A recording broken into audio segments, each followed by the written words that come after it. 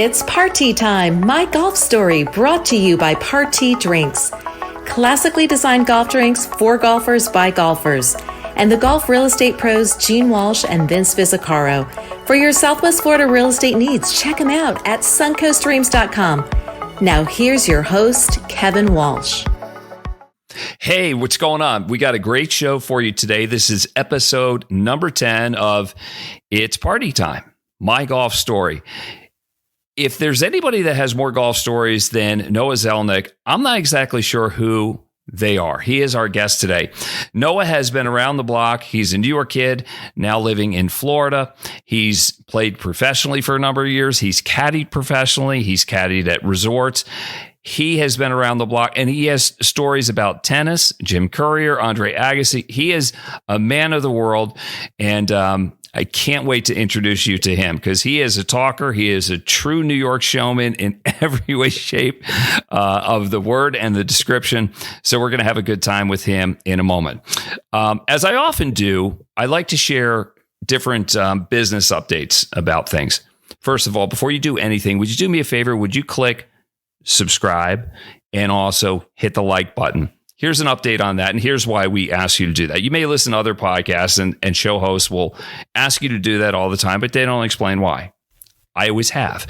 The reason why is the more likes we have and the more subs we have, then we have a chance to get paid, which is really important to us as a company. We started this podcast largely as a marketing thing, but we've grown the community so quickly that, and I appreciate that, by the way, but this is how we do it. We want you to support Party Drinks, which is a perfect alternative to some of the hard seltzers, beer, or whatever you're drinking on the golf course. For golfers, by golfers, Party Drinks. For a list of the places where you can find it, especially on the Florida Sun Coast, go to drinkparty.com. Our next guest can tell you all about where you can buy it and purchase it and drink it because he sells it at his place too.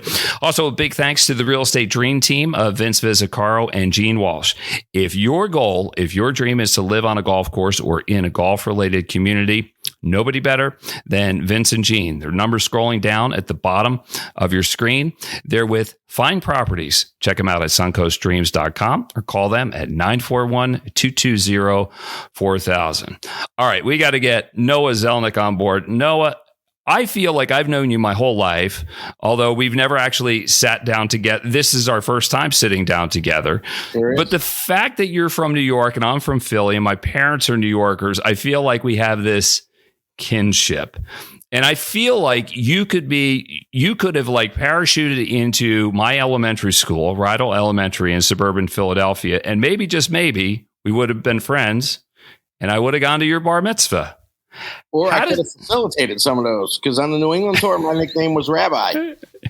Is that right? Yeah. Yep. They used to call me Rabbi because I always said I had, like, when I was on the board up there, I always had some good ideas and I'd kind of lead the board a little bit when we would get off topic or carry on the topics and figure out which way the tour can go. So they would say, Rabbi, why don't you take the lead here?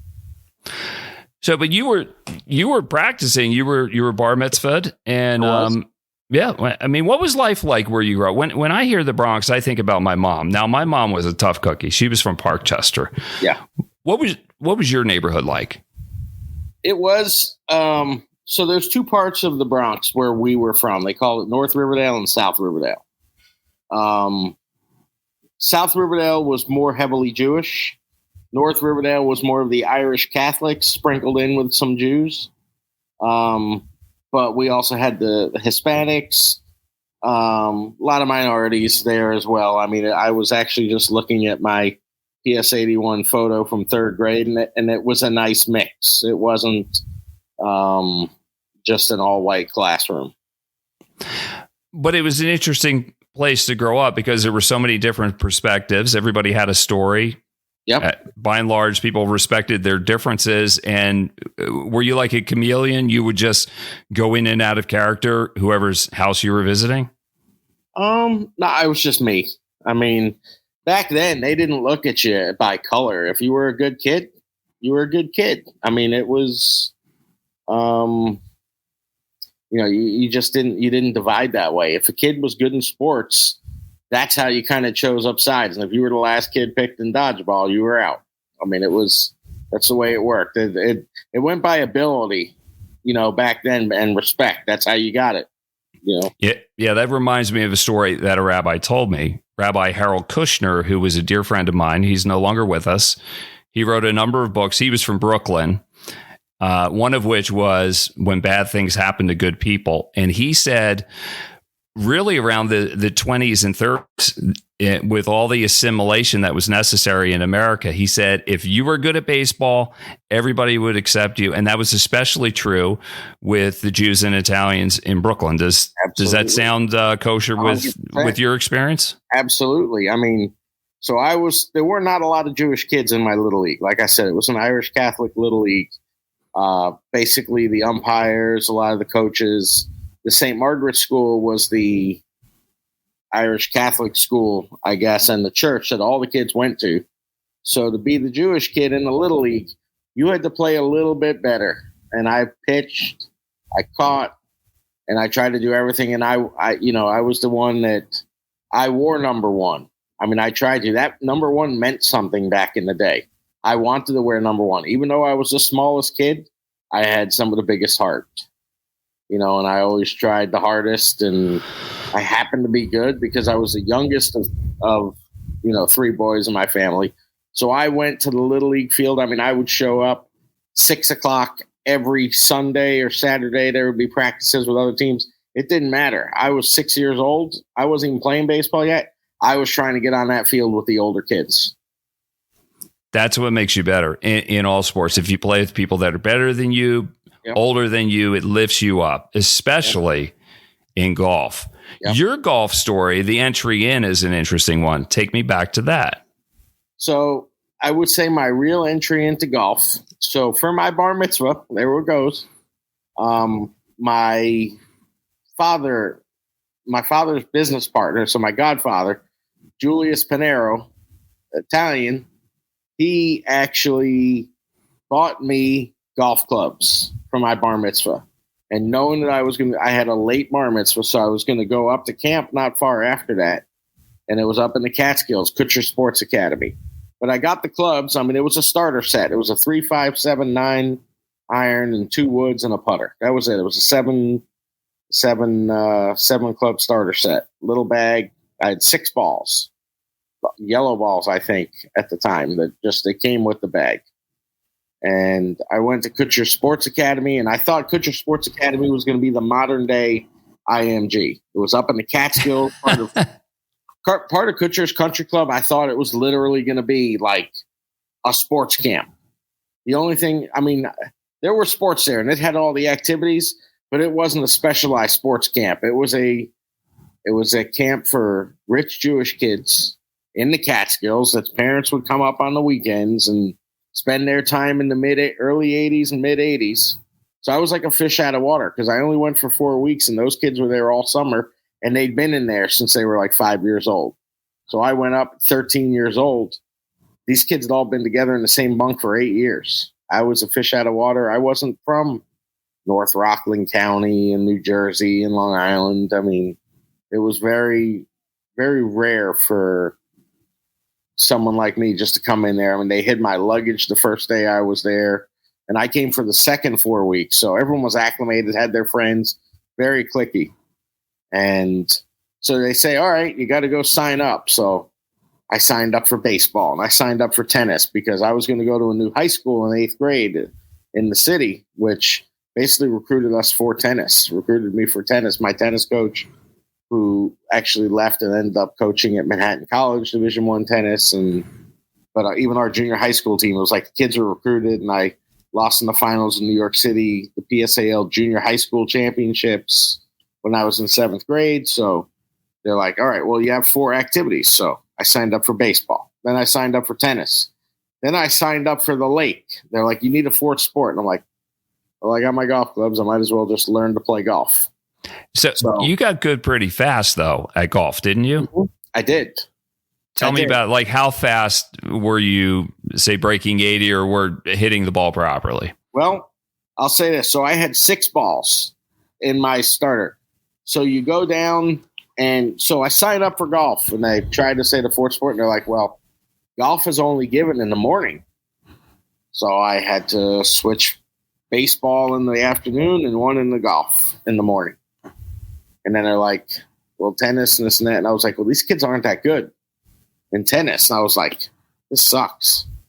So I ended up taking a double session of golf in the morning.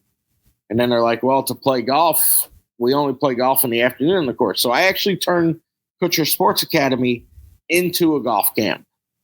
So I played 2 in the morning. I'd play golf in the afternoon, and that was it. And then they had like leagues on Tuesdays and Thursday nights. So that's when I played baseball and tennis. And I asked to play with the older kids baseball, but they said no. So I had the spazzy 11 and 12-year-olds in baseball, and it was kind of embarrassing because the kids couldn't even throw and catch. So I was really bored, honestly. So, but I turned it into a golf camp, and 2 weeks in, my dad came up for visiting day, and he says, you want to go play golf? I said, I'd love to. So we went to Kutcher's Country Club, and I went and shot 55-45 and shot 100 my first time playing 18 holes. That's pretty good. I mean, Yeah. did you realize that was something, or did your dad tell you so? He didn't tell me because he wasn't a golfer. My dad played 5 sports in college. They went to Brandeis, which was basically supposed to be the Jewish Notre Dame. And his coaches, or 2 of his coaches, are in their respective Hall of Fames. Benny Friedman is in the Pro Football Hall of Fame in Canton. And Bud Collins was the tennis coach up there, who everyone remembers Bud as. Oh, yeah. Yeah. So that broadcaster. He was coached by those 2. So basically, with my dad as, my buddy, that we would play all kinds of sports together, he was coached by 2 great people. So that kind of instilled hard work and just athletic prowess, I guess, if you want to use that term. You keep mentioning tennis. I want to take you down to Florida and the Bolletary Tennis Academy. Okay. Who were the roommates around you? Names that before it became IMG, it was the Nick Bolletary Tennis Academy in Bradenton. Who was around you? So when I got there, all of a sudden I saw this guy with some jean shorts and long blonde hair, and it was Andre Agassi, and his brother Phil was in tow, and they lived in the next condo over, right on campus. So I had all these condos with 8 kids in the condo, but he had his own condo with Phil.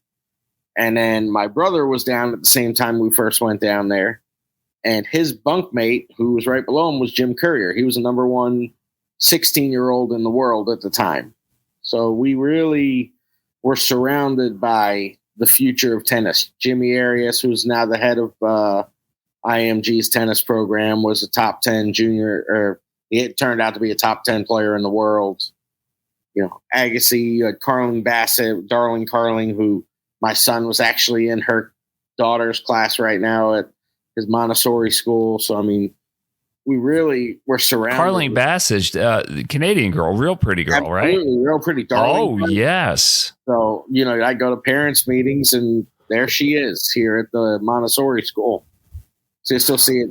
So, I mean, because my son's school is literally right around the corner from IMG Academy right now. So the Corda sisters and the Sebi Corda, the brother who plays tennis, they went to school there. There's all kinds of Max Mirny's kid is in my son's class. I mean, and he was a gold medalist at the Olympics back in 2016. So it's really kind of cool to see how tennis has gone full circle in my life, as golf as well, where I'm running into people on the second time with their kids of when we were down at Bolletary. Man, we should do a separate podcast on like the tennis part of it. Instead of It's Party Time, My Golf Story, we're going to rename it and relaunch it just for a day based on that. But they love golf too. All the athletes, isn't it true? All playing golf, every sport. With tennis, I mean, I'm going to segue. So one day I'm up at Kutcher's playing a mini tour event on the North Atlantic Tour in about 1995. And Ivan Lendl was doing his foray into professional golf and celebrity stuff. So Ivan used to joke around and say, Noah, you are fat. What are you doing? You need to work out all the time. And I said, Ivan, you were terrible on grass. Why would you choose this sport? You never won Wimbledon. I won one junior Wimbledon when I was 16. Screw you. So I was like, all right, Yvonne, I got you. I said, but do you remember Praveen? He says, yes, Westchester Country Club. I said, he's the pro across the street.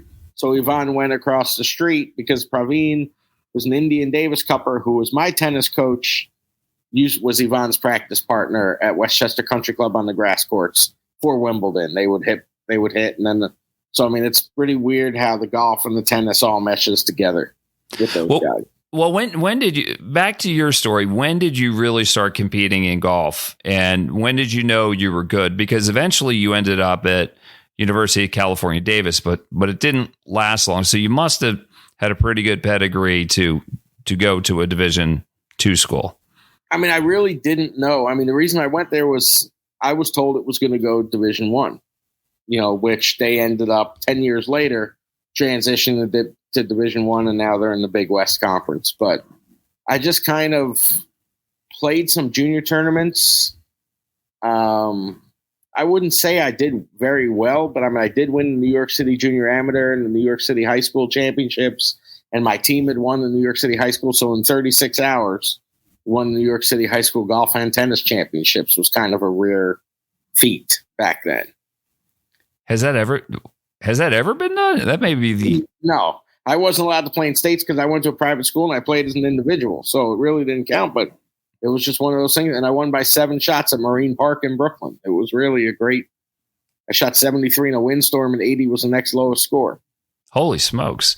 Yep. So you get to UC Davis. It doesn't really, it's just not your kind of place. You weren't there long. I was in a cow town. They put me in temporary housing as soon as I got there. It was 104 degrees and it was 12 miles west of Sacramento. It just didn't start off. I bought a bicycle. It was a bike campus. I didn't have a car on campus. I felt alienated. I'm 3,500 miles away from home. Then my bike gets stolen after I'm there for 2 weeks. They cut the locks, and my dad's like, no, you can't get another bike. He just felt like I did something wrong. And I'm like, they literally took the entire bike rack of like 20 bikes. So you're like, this place isn't for me. I got to get out of here. And I stayed, I hung out there. I re-enrolled. I withdrew from school. Then I re-enrolled in the spring, and I played like 3 events in the spring for the college. And then I had a problem with the assistant coach, and he's like, you got to go qualify to go to the last event. I'm like, I'm not going to qualify. Yeah, I played 3 holes in the qualifier. I had a zebra putter, and I made like a 15-footer, a 20-footer, and a 30-footer. And I was so mad. I threw the putter, and it bounced and springboarded and ricocheted in the lake. I just turned around. I walked back to the clubhouse. The head coach says, what are you doing? I said, I've had enough. He says, what do you mean? He said, I'll call you later. And by the time he's like, I'll call you later, I was on a red eye back to New York, packed up everything and just flew home, showed up in my dad's office. It's not like they had cell phones where I was going to call home. And I rolled in at 6:00 into Kennedy Airport, put my clubs and a bag that I had, and took I don't know if it was the A train or the C train, whatever. I got off at 23rd Street, walked up to my dad's office, and he looks at me at 9:30 in the morning and says, what the hell are you doing here? And that was pretty much, I stayed in the city with him that day. I went back. He took me up to the house, and I drove up in my car to the house in the country, and I started working at the hotels up there. But he was smart. He had enrolled me at Ohio State, having a feeling maybe if it doesn't work at UC Davis, we deferred enrollment. So I just showed up at Ohio State like nothing happened. Now, did you play at Ohio State? Not Ohio State. I had just basically worked in the Catskills, then got another job. I basically said, I'm going to try to qualify for the U.S. Open. I turned professional, and that was it. I turned pro at about 19 or 20 years old at Ohio State. No. Hold on. I mean, it's different. Like this is all happening so fast. Most people Absolutely. Go to college and they turn pro, or they think. I mean, like yep. This is. I mean, I turned pro and stayed in college, and just played in the summertime on the North Atlantic tour up in New England. Oh, I got it. That's kind of cool. That's kind of like Michelle Wee-esque. Like you're in college, but I actually made money. I mean, I'm not going to say I made money, but my dad helped me out, paid the entry fees. I mean, I wasn't going to play for amateur tournaments, and they were $250 or $275 entries with $2,000 for the winner. And I actually cashed checks in 5 tournaments and had like $2,500 in my bank account when I went back to college. I mean, and on quarter that must have been a fortune at Ohio State. Quarter beer night, you're pretty popular. Before you turned pro, when did you know like you had game? When was the first time that you broke 70 or 80? Just give me some milestones. I literally went from shooting like 80 in junior tournaments. I would work at this driving range at Dunwoody Golf Course, a public place. And then just all of a sudden I started shooting because it was a shorter golf course.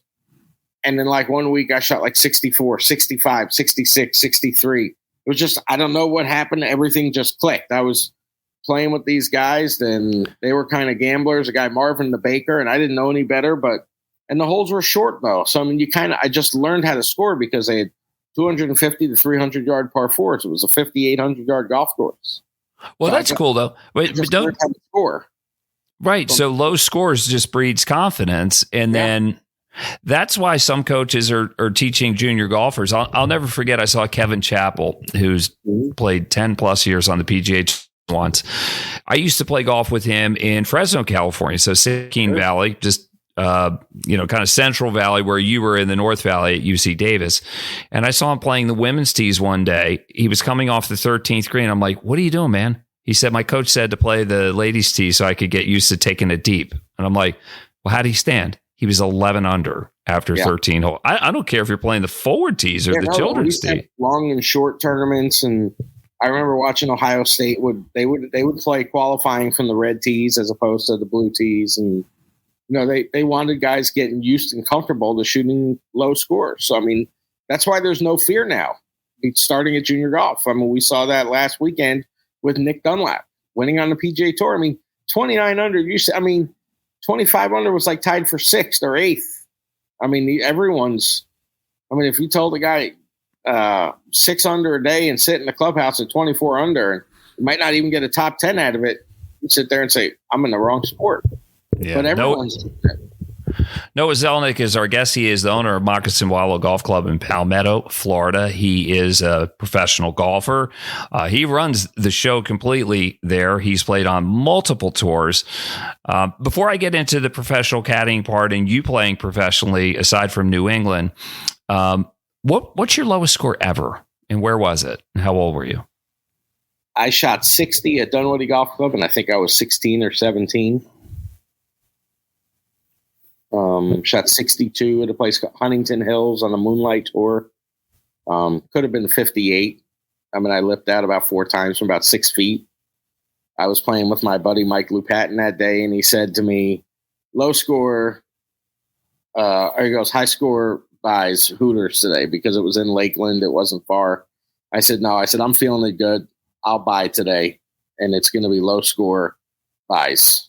And I literally clipped them by 12 shots, I think, that day.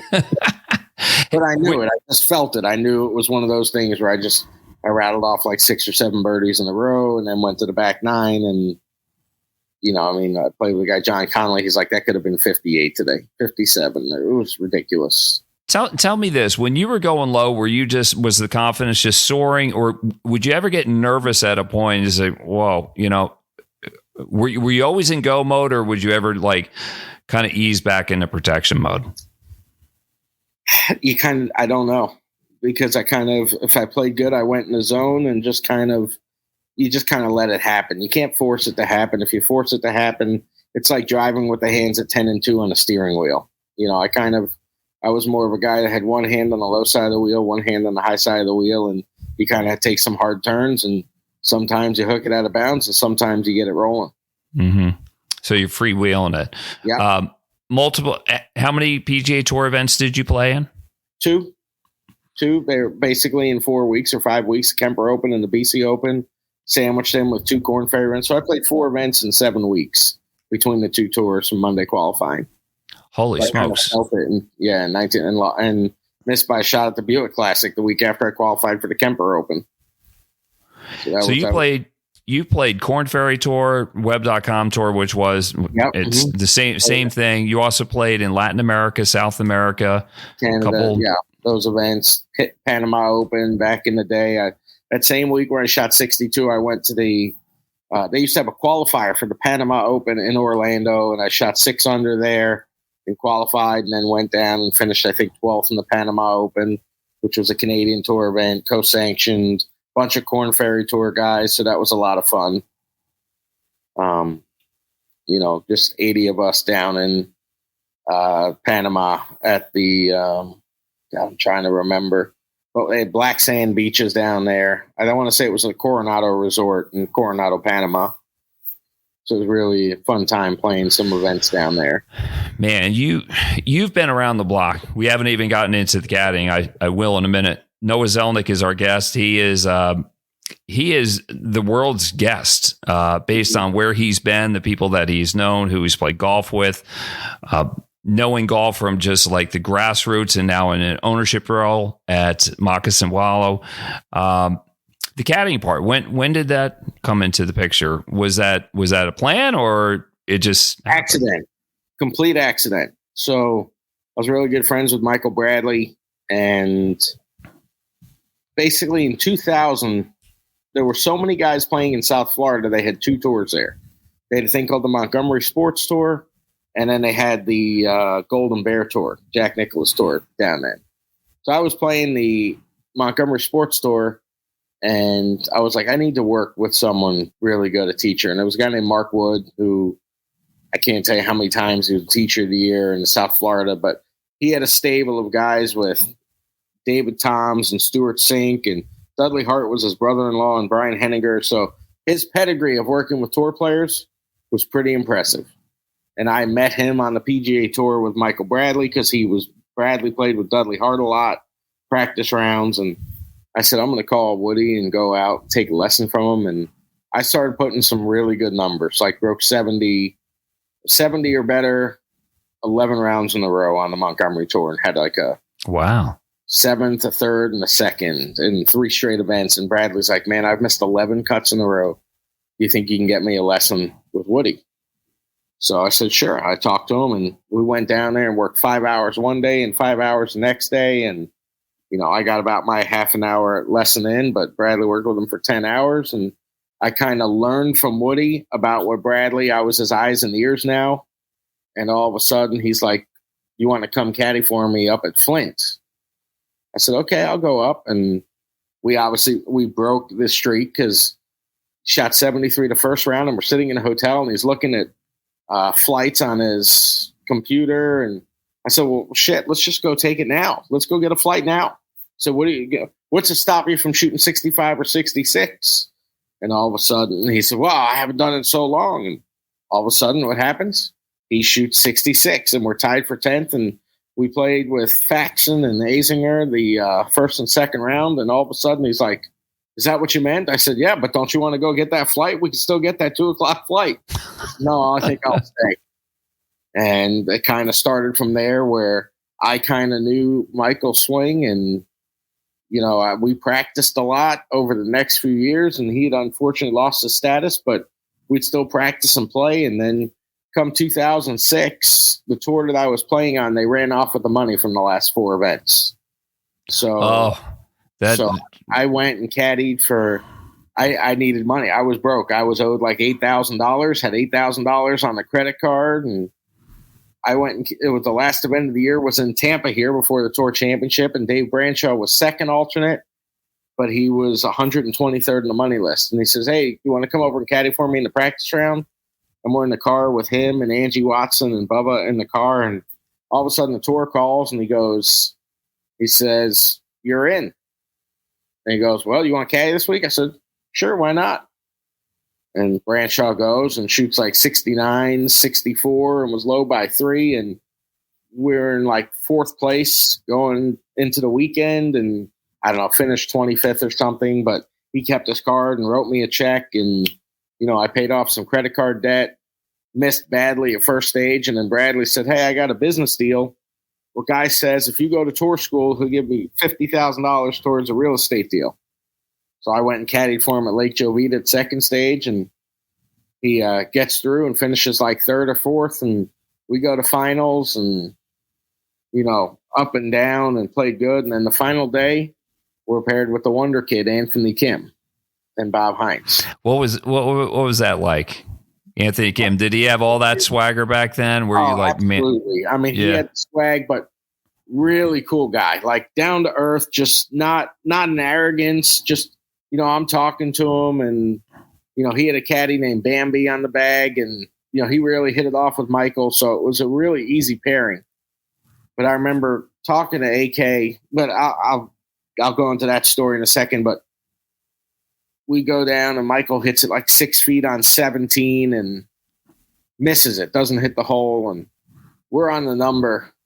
And then on the 18, he hits 2-iron off the tee, and Judy Rankin's like, oh, he didn't hit it. But it's okay. It's like it was getting dark out. I mean, it was, even though it was only like 4 o'clock at night, the sun is way behind those big mountains out there, and you can't really see. Then he hits 6-iron in the front bunker and gets it up and down, makes like an 8-footer for par in the last hole, and turns to me and he says, well, I guess I got to go play the tour then. And he says, you want to go caddy? So that pretty much ended my playing career. So I'm like, yeah, sure, I'll go caddy. How many times did you won? About 30 times on the different developmental tours. How many times did you win on the PGA Tour with Michael Bradley? We won twice. We won the same tournament twice. We won the Puerto Rico Open in 2009, and then in 2011. In 2009, we played with Jason Day the final round. So, I mean, if you look at how the paperwork works, I mean, Jason Day's turned into a hell of a player. Got all the way to number 1 in the world, but we fought him off for his first tour win, and then beat Troy Madison in a playoff in the second tour at Puerto Rico. So Michael Bradley actually won 3 times in the same week on the calendar on the PGA Tour. Because it was Doral and won the opposite field event twice. Yeah, good for him. I would say 40% of his earnings were made in the month of March on tour. Horses for courses, as they say, or Bermuda grass and wind. It was pretty good. Tell me this. What's the pressure like? What's the most pressure you felt over a putt, either as a player or when you were on the bag with your player and you knew a lot of money was on the line? What's the same? What's different? Do you understand the question? Yeah. I mean, as a player, the pressure is, can I make it? Do I have the guts to go and make it? As a caddy, you sit there and say, does this guy have the guts to make it? Can he win? You just hope as a caddy that, your player just kind of comes through for you. Just give him the best information. And I think the job as a caddy is to make a player be better than he is. Make him feel like he's better than he is, if that makes sense. Because that's kind of what I tried to do. How'd you do that? Just tell me what you would say to try and put them in that place. Well, so we're in the 13th hole in Puerto Rico. It's windy. We're tied for the lead. And Bradley says to me, what do you think? I said, what do you think? And he says, tell me what to do. I don't want to think. So that's when the pressure goes on you as a caddy. You're like, okay. So I said, okay, here's the number to carry the bunker. It's 190 to the front. It's 220 to the back, playing probably 245. You can hit your 3-iron as hard as you want and not hit it over the green and just take that front bunker out of play. And that's what we did. But you just give him the numbers and make sure that you have a good fit. That's the biggest job you can do, is give someone a good fit every time and make sure that he's got the right hand and give him the confidence. Yeah, I just like that he said, I don't want to think. You do the thing, because exactly. Yeah. I mean, I felt really good because the guy's putting it in my hands. He's like, tell me what to do. I don't want to think. That's when people ask about the caddy player trust situation. If you have a caddy you don't trust, he's never going to say that. That's why guys just let go, one hand, non-committal. My job is to make sure that he commit for every shot coming down the stretch. Do you think the fact that Michael knew you so well and you were a good player, that gave him the confidence to just put it in your hands too? So Michael and I probably won 6 or 8 team events in Orlando from 2001 to 2008 or 2009. We would always go and play team events. We won a team event the week before that. The week of the Honda Classic, I said, we went down to Puerto Rico as second alternate. And he said to me, I've never gone to a Monday qualifier before. I'm not going to go. I said, well, I'm not going to play the 2-man event with you in Orlando if we don't go down and try to qualify for Honda. He went down to the qualifier, shot 69 and missed by a shot. He goes, this sucks. I don't ever want to do this again. He went and won, and he never had the Monday qualify again. It's funny how that stuff really happens. Like those little things where we left off, you were with Michael Bradley. He didn't want to Monday qualify. Things all worked out, and then you had a health scare. What happened? So I was in Bob Hope, and actually I was on the 17th hole up in Kapalua, and guy looks at me, he's like, man, you're purple. I'm like, I'm fine. And it's all downhill from 17 to 18. That's the easiest walk you can get. Yeah, so sure. Like, all right. So, but I flew back from Hawaii to Tampa, and instead of calling a doctor, I said, I'm going to go back out to Palm Springs. So we fly back out to Palm Springs, and it's Tuesday, and I'm out at Silverleaf. Actually, the night before, I'm like, man, I don't feel well, and I felt like I was almost choking. So I couldn't sleep in the pull-out couch because that's where we were at the Embassy Suite. So Michael had the regular room, and I had the pull-out couch. I ended up sleeping on the love seat in there, with a big old love seat. But I was like, I kind of slept sitting up because I was like, man, I don't feel good. So it was your heart. Yeah. It was my heart, but my leg got real big. Like it looked like I had elephantitis. And so I get on my iPad at the time and start going through WebMD. And I said to Michael, I said, Brad, this thing says I have congestive heart failure based on all my things. So he goes, no, you're too young for that. You're fine. Go out and caddy today, and then we'll just get you to go to the tournament. We'll go to the tournament office afterwards. So we're in the carts at out there, but I wore rain pants just so people didn't see that like my legs are blown. I was like, no, we need to really go. So we drive to the tournament office, and Slugger White was in there, and the old rules guy. Absolutely. Yeah. So we come out, and they're like, no, we're going to call. They bring in the medics, and they're like, we can't get a good reading on your heart right now, on your blood pressure. So I'm like, okay. Next thing you know, fire truck and an ambulance come, and they got me on the on the stretcher. And they're putting me in the ambulance, and I see Yogi Berra and Arnold Palmer there. And I'm like, how is it? These guys are like 190 years old between the two of them. And I'm the one going on the stretcher, 38 years old. And all I hear Yogi say, hey, kid, you okay? I'm like, yeah, I'm good. I'll be back in a couple hours. I feel fine. And then one guy says to me, hey, man, can I have your bag if you don't make it back this week? I'm like, really? Oh, come on. A caddy was trying to steal your loop? Yeah, exactly. I was like, this is amazing. So you ended up like you had surgery and some stents put in? So, yeah, I was there at that happened on a Tuesday. They said, you're not going anywhere. You're really sick. That's what the doctor said to me. And I was at Kennedy Hospital. So I was there for, I want to say 5 or 6 days in the ICU. And they transferred me to Eisenhower, which was actually the tournament beneficiary for the Bob Hope. And I paid $500 a night to be like where all the celebrities go in this hospital. It was insurance didn't cover it.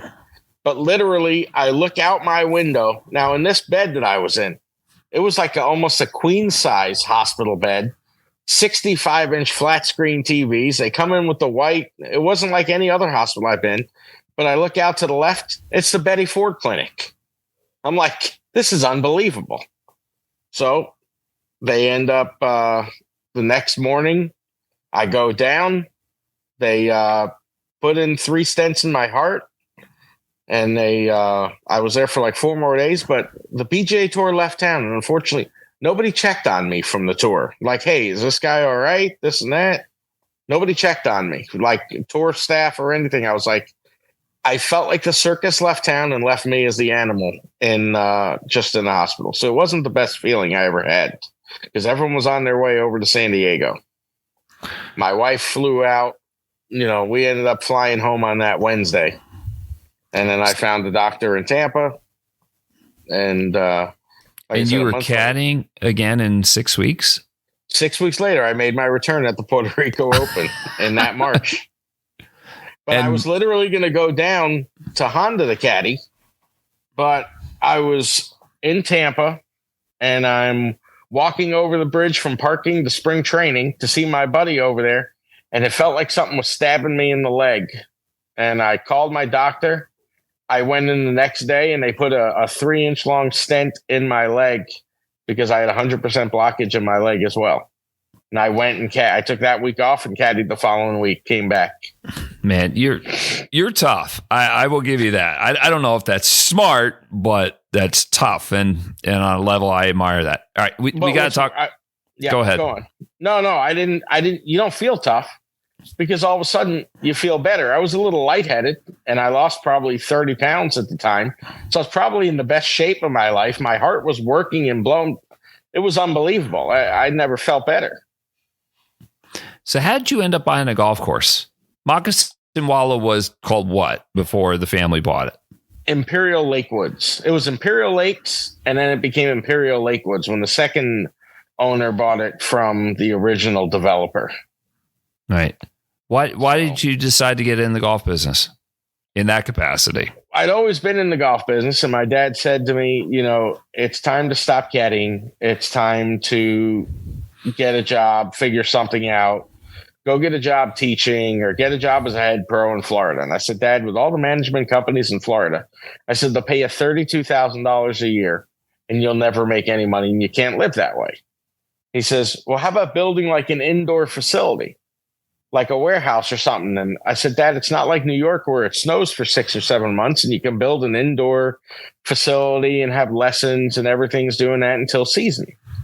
I said, how about I find us a golf course that we can buy for 10 cents on the dollar and it has an exit strategy built in because it's already zoned for redevelopment. So if it fails, we'll make the money back that way. If not, then we've got ourselves a hell of a deal with a golf course. He says, you go find us a golf course and we'll see if it's worth it. Because he's like, we'll build a driving range. I said, Dad, to buy 30 acres and put up a building and everything else, it's still going to cost you $4 to $6 million. I said, so I'm not spending that kind of money. So I found the golf course and listed. And unfortunately, they were trying to sell the golf course with the real estate development. I said to them, we don't want all the real estate. We don't want the other stuff. Just how much would you sell us the golf course for? We made him an offer. My dad says, go tour it. We made him an offer the next day. And they accepted it on Thanksgiving, like 2 days later.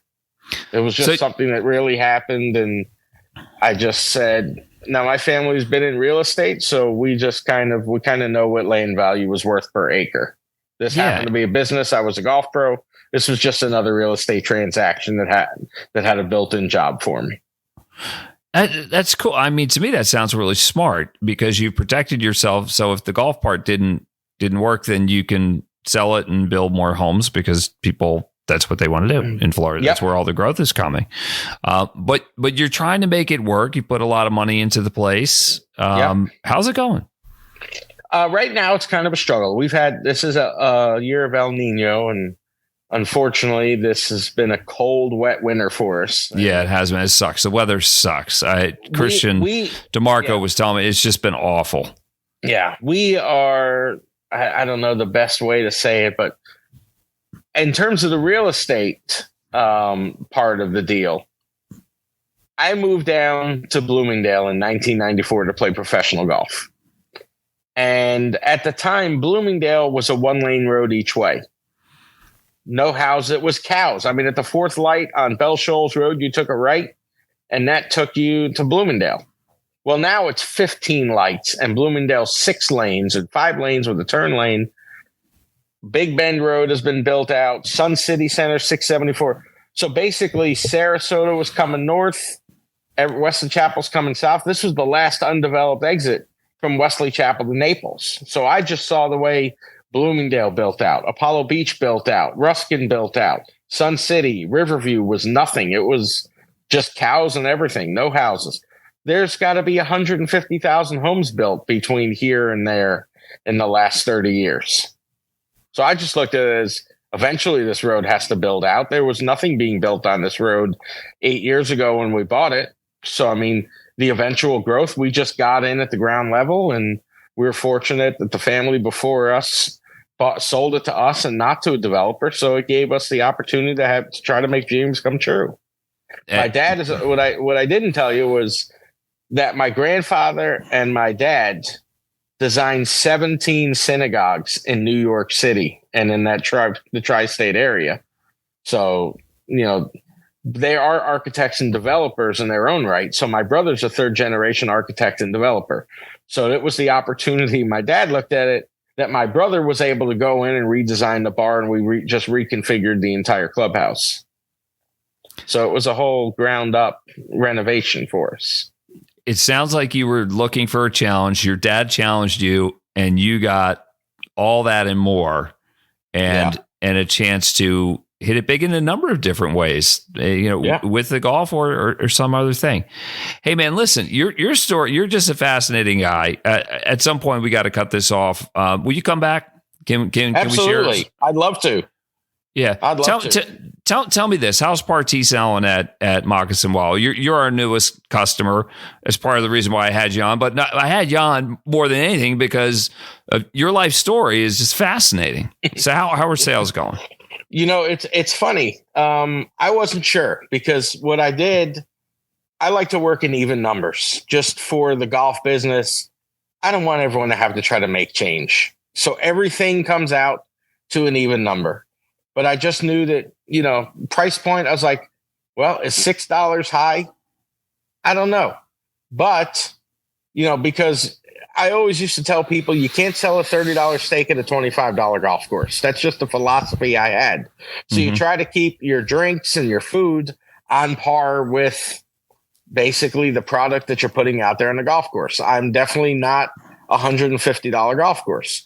So people were complaining about the prices, but originally, you know, the golf course, it was a $30 golf course when I bought the golf course. It was in bad shape. But I mean, we invested a lot in the golf course. And I kind of joke, I say to people, I'm a .com, I'm not a .org. I have to make money in this business. So, you know, we just put it out there. I was like, well, is this going to be too much money? But, you know, a mixed drink is going to cost people $7, $8 anytime they go to a golf course now. So if you can get vodka and lemonade in a can and take it with you, and it's basically going to be the equivalent of 2 drinks when you put it in there, this is a great deal for people. So I don't even have no. I mean, honestly, you get these people. Hey man, you're selling for me. You're selling for me. That's it. I mean, that's the truth. I tell them right there. Here's your red Solo cup with ice. I've got a refrigerator just for that. People are going in there. That's the first thing they're going for now. They're not going for the basic Bud Light and Mick Ultra. Yeah, the beer days are gone. Yeah, like if you're below 55, everybody's looking for a golf cocktail or a hard seltzer, which I say don't have that. Have the real thing. That's what Party is. I mean, that's going to be unbelievable. This is going to take off. That's why I went down. I mean, right after, so you dropped off 8 different things to sample, and I'm not going to say that I want my staff drinking on the job, but I definitely had the girls behind the counter. They split a drink. Every one of them split a drink with me. So I pour half in a cup for me, half for them. And I said, what do you think? So we went through over, and I think you came in around Christmas. So maybe it was Christmas Eve that I had drank them. So I had 4 of them on Christmas Eve. You know, I had 2, basically the equivalent. And the girl behind the counter had 2, but we just kind of tested 4 of them. And then New Year's Eve, I tested the other 4 with the other person that was working. So everyone loved it. And I was like, all right, I've just got to make sure we're going to make it happen. And that's when I sent you an email, said, this is what I want. And I spoke to them up there to the distributor, and they dropped off the 6 cases just to see how it would go. And next thing you know, I went in at 8:00 at night. Nobody was there. I set up the refrigerator, put them in there. And then all of a sudden the lady says, man, I sold a bunch of these today. So I was like, that's all I needed to hear. So I'm just waiting for other flavors to get in there, and that refrigerator is going to be filled with Party drinks. you're a born salesman, and if you play golf, I say that to everybody. If you play golf, you're my friend. Noah, you're my friend. Absolutely. And let's play golf sometime, and maybe we'll share a party. Absolutely. Thanks for the time, bud. Let's do it again soon. Having me. Yep, here for you anytime. To get in touch with Noah, you've been seeing it across the screen. Go play Moccasin Wall. I think you'll really enjoy that. Support him, support local golf, support us, buy a party. And for a list of other places that also sell party, check out online at drinkparty.com. And a big thanks to the golf course real estate specialists, Vince Fizzicaro and Gene Walsh. suncoastdreams.com, or you can also call them at 941-220-4000. For Noah Zelnick, I'm Kevin Walsh. We'll see you again next time on It's Party Time, my golf story. Awesome.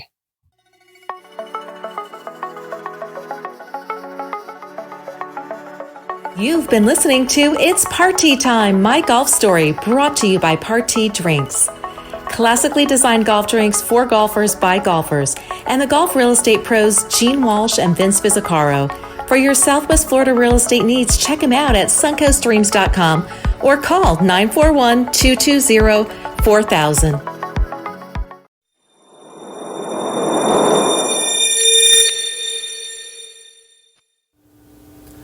This is Vince Fizzicaro and Gene Walsh with the suncoastdreams.com real estate team at Fine Properties. We've helped hundreds of families find their dream homes in golf and resort communities in Lakewood Ranch, Bradenton, Sarasota, Parrish, Venice, and the surrounding areas. Let us be your guides to finding your dream home here as well. Learn more at suncoastdreams.com or call us at 941-220-4000.